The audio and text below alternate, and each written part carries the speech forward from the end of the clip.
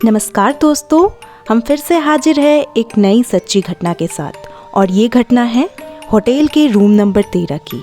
तो ऐसा क्या हुआ था उस रात उस कमरे में, आइए सुनते हैं।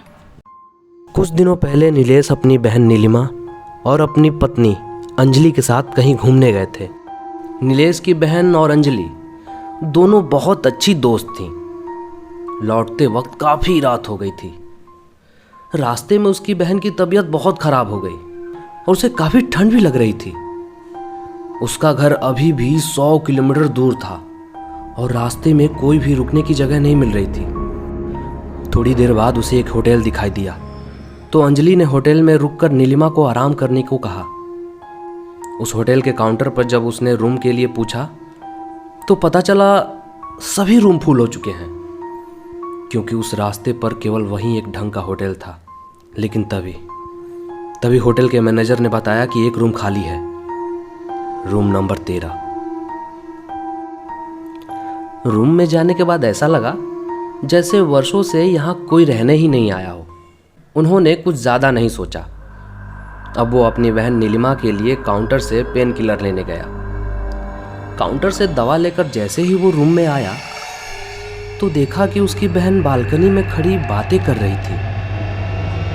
नीलेश ने सोचा अंजलि और उसकी बहन दोनों बालकनी में बातें कर रही हैं। लेकिन जैसे ही वो बालकनी में गया तो उसकी बहन के अलावा वहां और कोई नहीं था। उसने उसकी बहन से पूछा कि तुम किससे बातें कर रही थी, तो उसने सिर्फ सिर हिलाकर मना कर दिया। तभी अंजलि वॉशरूम से बाहर निकली। नीलेश घबरा गया कि अगर अंजलि वॉशरूम में थी तो नीलिमा किससे बातें कर रही थी।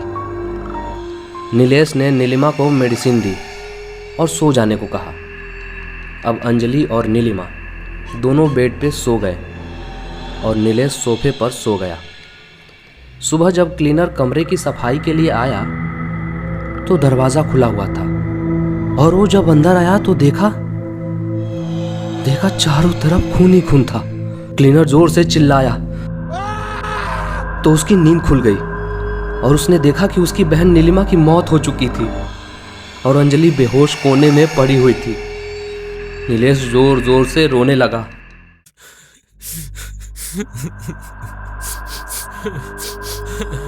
और मैनेजर को बुलाया। मैनेजर ने तुरंत एम्बुलेंस बुलाया और दोनों को हॉस्पिटल ले गए। नीलिमा तो मर चुकी थी, लेकिन अंजलि को थोड़ी देर में होश आ गया। जैसे ही अंजलि को होश आया तो उसके पीछे उसकी दोस्त नीलिमा की आत्मा थी जो उससे बोल रही थी, तुमने ही मुझे मारा है, तुमने ही। ये कहकर वो गायब हो गई। अंजलि काफ़ी बुरी तरह डर गई। अब नीलेश ने अंजलि से सारी घटना पूछी तो उसने बताया कि रात को जब मैं पानी पीने के लिए उठी तो देखा नीलिमा बालकनी में बैठी थी और कुछ बड़बड़ा रही थी। और मैं जैसे ही उसके पास गई और उससे पूछा कि वो यहाँ क्या कर रही है, तो उसने मुझे जोर से धक्का दिया और मेरा सर दीवार से टकरा गया और मैं बेहोश हो गई। और इसके अलावा मुझे कुछ भी याद नहीं। जैसे ही 2 दिन बाद अंजलि हॉस्पिटल से छूटी तो वो नीलेश के साथ उस होटल में गई और उसके काउंटर पर मैनेजर से बात करने को कहा।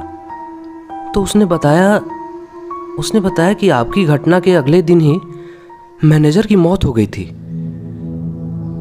वो दोनों शॉक हो गए थे। उन्होंने क्लीनर से माजरा समझने की कोशिश की तो उसने बताया कि आप जिस रूम में रुके थे वो प्रेत बाधित था और रात के समय इस रूम नंबर 13 में कोई नहीं रुकता है।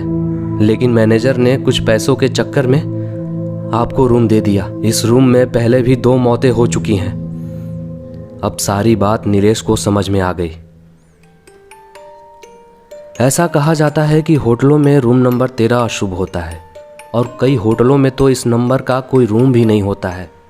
चूँकि नीलेश, नीलिमा और अंजलि जिस होटल में रुके थे ये होटल कई साल पुराना था।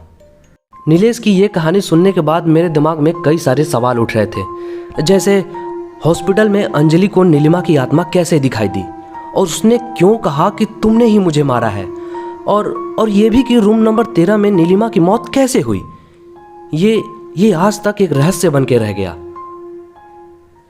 तो दोस्तों, ये थी होटल के रूम नंबर 13 की कहानी, जो कि आज भी एक रहस्य है।